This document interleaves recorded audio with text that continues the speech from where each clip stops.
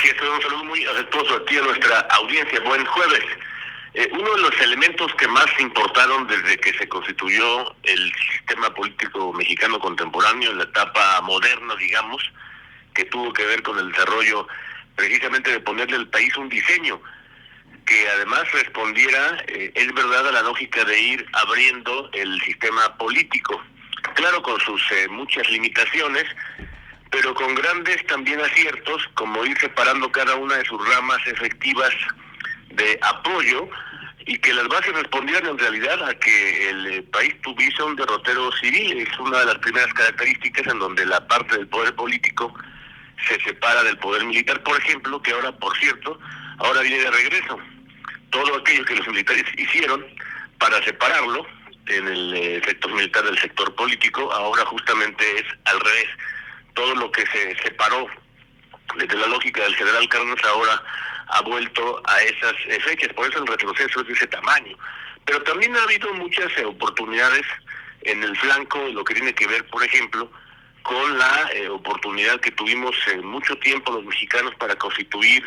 reglas sólidas, claras, para que en la parte del establecimiento constitucional y también las leyes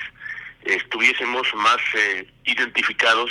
con una forma de democracia liberal, aquella que defendiera, en otras palabras, las libertades públicas, esencialmente los dos ejes vertebrales,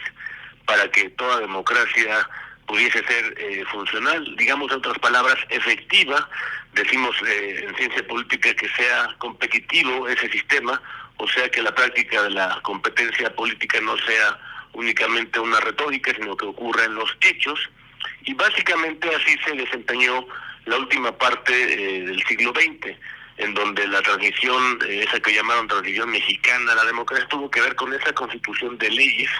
y también de un diseño que abriera cada vez más el sistema, un sistema abierto, como dice Popper, así caracterizado para que los enemigos no puedan ir contra la lógica de un sistema abierto que privilegia justamente las oportunidades, el desarrollo, la administración, la política, en otras palabras, y bajo ese esquema tampoco se desentendió desde luego ese sistema político que veníamos de un sistema cerrado. Nunca se desentendió, por ejemplo, de buscar la lógica de las limitaciones, de las coerciones,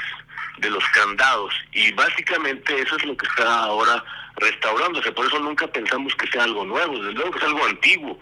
pero justamente ese es el problema, cuando es algo antiguo como lo que se está ahora rediseñando, volviendo a poner en la práctica, a restaurar, que tiene que ver con ese cambio de época también involucrado en México estamos, donde el caso está en las leyes, por ejemplo, entre otras, las de seguridad, para ponerle un cerco a la insurrección, a la participación social y revestirla justamente del enfoque de seguridad, o el otro caso del asunto de la Comisión Reguladora de Telecomunicaciones, ese árbitro que aunque no lo tenga claro el Senado de que sea, aunque no sean aprobados por todo el Pleno del Senado, sus miembros, lo puede designar la propia Presidencia de la República. Es algo también muy grave y que además implica la posibilidad de que también se ponga ese cerco en torno a lo que llamamos desde una lógica muy elemental el sistema abierto, aquel que designó desde 1984 George Orwell, que quien controla el pasado, justamente ese es su principal objetivo, ir hacia el pasado, a restaurar esos diseños, porque dirá muy bien Orwell, quien controla el pasado, controla el futuro, y es precisamente lo que estamos observando. Por eso en los sexenios anteriores hubo esfuerzos muy importantes por poner ese enfoque en el rubro de seguridad, en el rubro de telecomunicaciones, en el rubro de la radiodifusión. Creo que estamos viviendo desde luego tiempos violentos, como dijo aquel muy buen título de esa película, precisamente porque vamos en un retroceso, en caída libre. Es algo que tenemos que dimensionar en todo su tamaño y desde luego tenerlo en una claridad muy importante, porque ahora lo que sigue es el manejo de la retórica. Una vez cuajado el plan, desde el punto de vista de las cámaras del Congreso de la Unión, la característica ahora principal del oficialismo se va a encargar de la retórica, de la narrativa, de implantar su versión de los hechos, como precisamente si se tratara de un hecho mismo, aunque no sea un hecho. y bajo ese mismo esquema simplemente caracterizar la idea de que tenemos